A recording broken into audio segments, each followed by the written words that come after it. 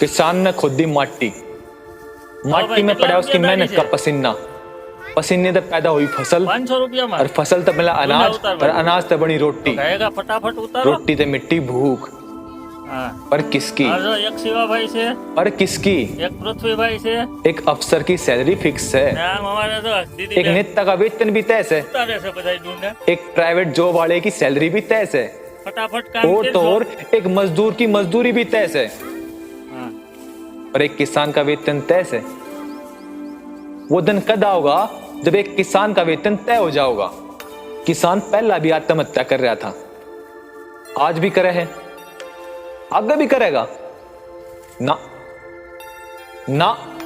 यो माहौल बदलना से, और यो माहौल बदलेगा, और यो माहौल बदला जाएगा। रे बैंक वाले पाछे पड़ रहे से, यो EMI कर देवेगा। હાલો હાલો એ દલાલ ખાઈ પાછળ પૂરું કરીને પછી ખાવાનું છે।